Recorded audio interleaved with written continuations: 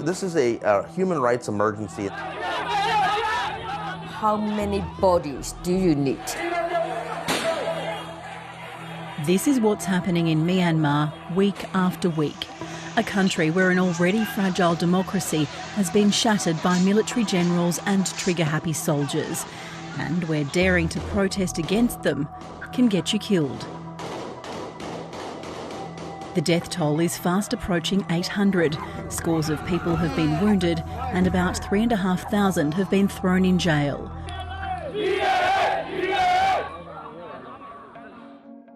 39-year-old Han Ta is one of them. When I heard he was arrested, actually I feel very frightening and also shocked. For 10 years, Han Ta's been a highly regarded journalist in Myanmar's biggest city, Yangon, working for several local and international media outlets, including the ABC. He and a colleague were detained at their production company office on March the 9th and are now in Yangon's notorious insane prison. They are not criminals, they are journalists. Han Ta's family hasn't been allowed to see him since his arrest, but they've heard he's been charged with military disillusionment and communications offences.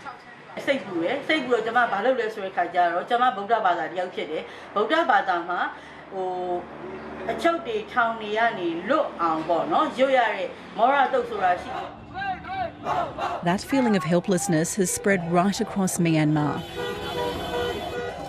Last November, an overwhelming 83% of people voted to return the government of Aung San Suu Kyi for a second term. The military, which previously ruled for decades, made unsubstantiated claims that the election was fraudulent, then seized power in a coup on February 1st. Hundreds of thousands of people joined a civil disobedience movement and peaceful protests against the new regime, only to be met by violence. The military has decided that defiance is unacceptable and has basically unleashed both their soldiers and police. Despite the dangers, the demonstrations have continued, but protesters with placards, sticks and shields have been no match for armed security forces.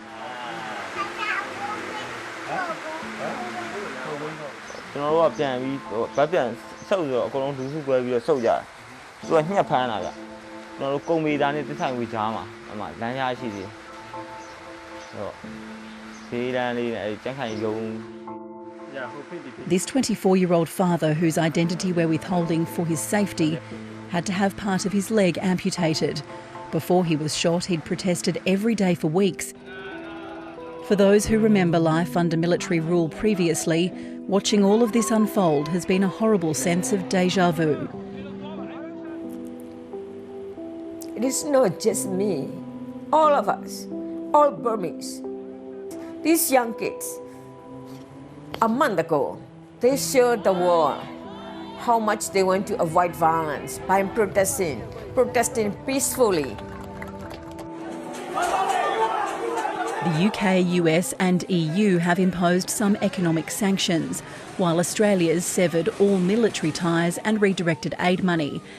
We need to see a global arms embargo imposed ideally by the UN Security Council. We also need targeted economic sanctions. And if the UN Security Council is not prepared to act, then there has to be an emergency meeting of like-minded states to find a way forward.